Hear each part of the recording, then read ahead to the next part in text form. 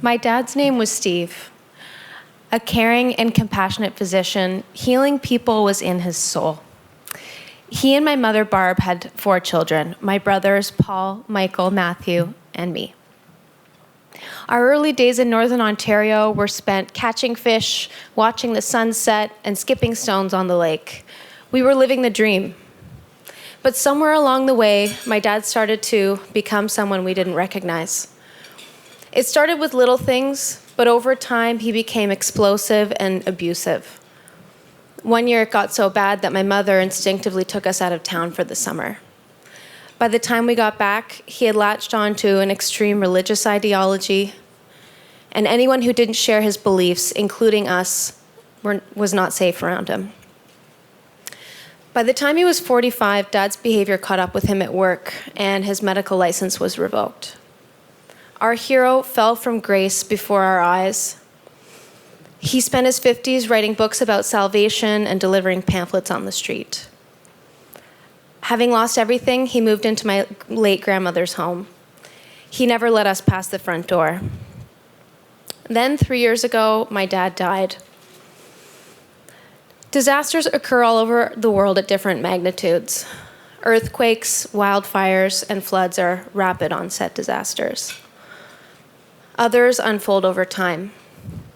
After my dad died, and we went to clean up the house, we discovered firsthand the wreckage of the slow-moving natural disaster in his brain. Walking into the house for the first time, it was dark and dusty, with a lifetime of stuff piled up so high it almost touched the ceiling.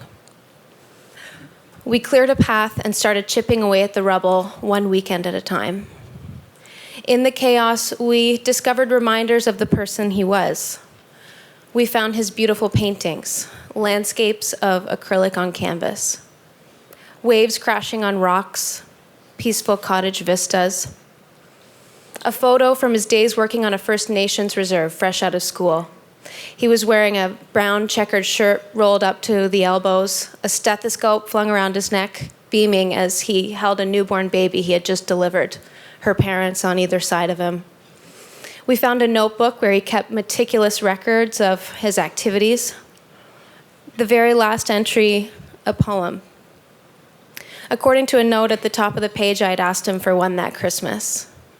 It was a page long, cracking jokes in his usual self-deprecating way.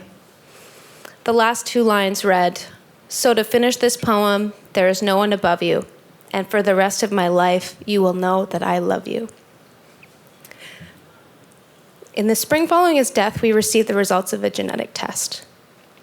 My dad's mental illness was actually the result of a genetic mutation causing frontotemporal degeneration. A mutation that was highly penetrable and autosomal dominant, meaning my brothers and I each have a 50% chance of inheriting it.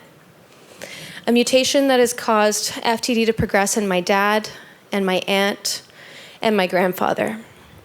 A mutation that has robbed my parents and my grandparents and my ancestors of their dreams.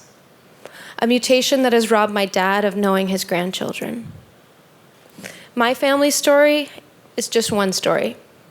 We know by current estimates that there are 60,000 people living with FTD in the US. But we also know that this number is likely an undercount. It doesn't include people who, like my dad, are misdiagnosed with other mental illnesses.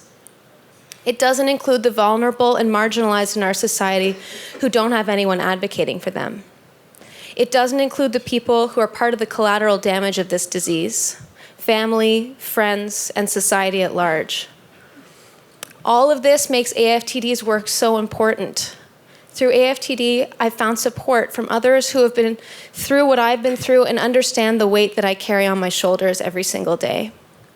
Through AFTD, I've met brilliant minds, researchers who help me bridge the gap between despair and hope because they believe that we and they will cure FTD.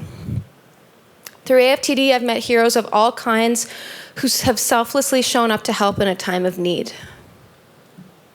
Through this community, Dom and I, my husband Dom and I, learned that without knowing your status, you can have children with 100% certainty that they don't carry the mutation.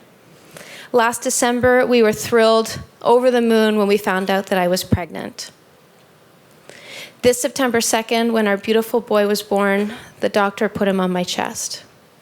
9 months of anticipation, and he was finally here. When he looked up at me for the first time with his dark, almond-shaped eyes, I saw my dad. We named him Hugo, which means one who is bright in heart, mind, and spirit. When we took Hugo home the day after he was born, I held him in our rocking chair. Louis Armstrong's What a Wonderful World played on the speakers. I'd heard that song so many times before, but it had never sounded so beautiful. I was falling in love. But what followed was the heartbreaking truth that now I have everything to lose. A 50% chance, a genetic coin toss. It's the first thing I think about when I wake up in the morning, and it's the last thing I think about when I try to fall asleep at night. How much time do we have? What will happen to my best friends, my 3 brothers? At Dad's funeral, his friend Jim shared a story. We were having dinner one Sunday evening as a family when Dad answered the phone. Jim's father had been struggling with terminal cancer, and his symptoms were getting worse. Although Jim was only expecting a brief phone call, without missing a beat, Dad's response was, "Sure, I'm just finishing up my birthday cake and I'll be right over." And sure enough, Jim said, "You jumped in your car, made the long drive out to us, checked on my father, and comforted my mother. That's the kind of man you were." Words can't do justice to how grateful I am to each and every one of you for your significant contribution to this important cause. On behalf of my family and all of the families that are struggling with this cruel disease, I say thank you. Your generosity will get us closer to a cure. Your humanity gives me hope. The phone rang, and not only did you pick it up, but you showed up in a heroic way. That's the kind of person you are. Thank you.